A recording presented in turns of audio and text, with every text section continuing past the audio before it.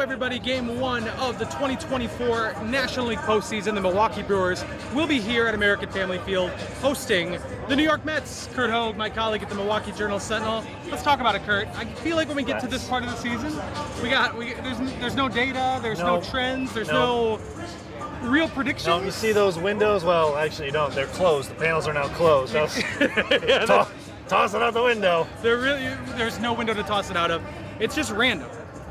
Is there anything that we can look at when we look at this series and say, okay, the Brewers could win because of this, or they have the advantage here? What do we say? Sure. I mean, we don't know how the performances will go, but we can ascertain what the important performances will have to be for the Brewers to win, and that starts, in my mind, with the bullpen, with the pitching, but in particular their ability to piece together these innings in a creative, I don't want to say unconventional, because teams have been doing this sort of thing in the postseason for a while, but they have to do it a little differently than most teams will do it. I mean, Freddie Peralta's, the AC, is going game 1 today, but in this 3-game series, they're going to have to get 27 outs 3 different times, and to win 2 games, they're going to have to get creative with guys like, where's DL Hall pitch? When do you bring in Aaron Ashby? At what point do you go to your top dogs in this game? They have a very deep bullpen, even without a guy like Brian Hudson on the roster, and they're going to need to leverage that to their advantage. So, and we talked about that on the podcast. Maybe the starters don't even see the order a third time at all, no matter how good they're doing. Probably should not. The roster, you mentioned Brian Hudson. That was kind of the interesting roster move. He wasn't here for most of September. Well, I think they were kind of limiting his pitch count, trying to kind of get him back to 100%. And then they didn't put him on this roster. I think he would have been if it had been Arizona, which is a team full of left-handers. The Mets have Brandon Nimmo, switch hitter Francisco Lindor, Jesse Winker. Brewers fans remember that. That's it. So pretty much it's a right-handed heavy bullpen.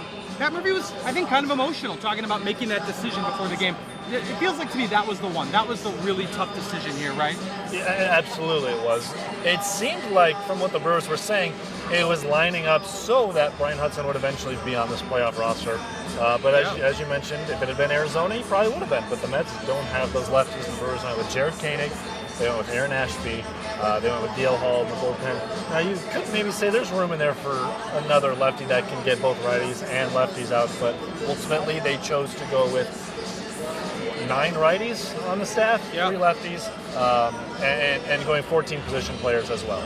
How much do you buy into the, we like to use the word vibes, but this is a team that was here in Milwaukee, flew to Atlanta, flew back to Milwaukee.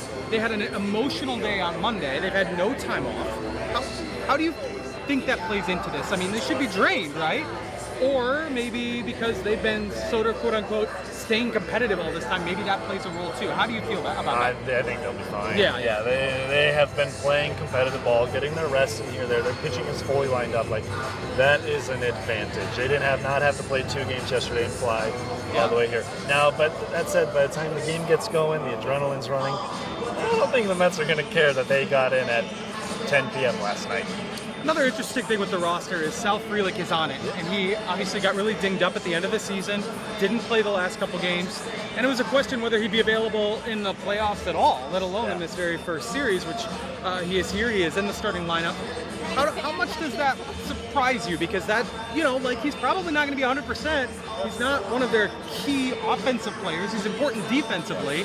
Without that speed, I mean, I guess I'd be worried about that, but how do you look at that move?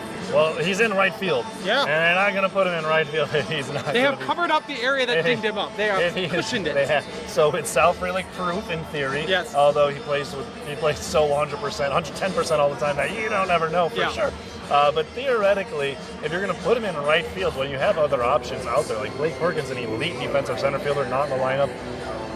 You better be confident that he can run and make all the plays that are necessary. I thought maybe we would see him on the roster, maybe off for a day, maybe at DH for a day.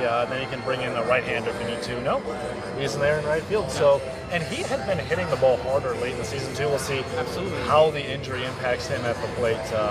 But that's a significant bat in this lineup right now. Give me your prediction, Curt. What do we got?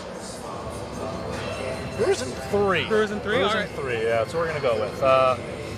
It'll be a riveting game down to the finish in Game 3. I think Brewers take it tonight. The Mets force a decisive game on Thursday, and then it goes down to the wire, a memorable series. But there is also, and I think Brewers fans feel this too, there is a bit of like, I'll believe it when I see it. Yeah. Like I think I wrote this in our predictions article. Maybe it's the toddler dad in me coming out, Yeah, but I will definitely. believe That there will be that progress. the Brewers are going to win when I see it. But then ultimately, like, you think about it, and you've been watching this team and covering this team all year, and like, there is just a different feel. So I'm going to go with my gut. They've lost 9 of the last 10 playoff games. Going back to the last game of the 2018 NLCS, they've not been good here, you know. Going right back to last year, Arizona, they weren't able to win any of those games. They split with the Braves back in 2021. I think the Mets are going to win this series. I don't have any data. It's all vibes. I feel like maybe the Mets in 3. That was my prediction in the today's JSOnline.com. You can find all of our coverage there. We'll have live blogs from these games. Curt, Todd Rosiak, our colleague, will have stuff. Lori Nickel is here. Great photography. Hannah Kirby on social media. Find all of that. Wow, that's a lot. All of that. We got a big crew for you. Bringing you this wild card series. We're here Tuesday, Wednesday, Thursday if necessary. Buckle up for a good one. Here we go. 2024 baseball postseason is upon us.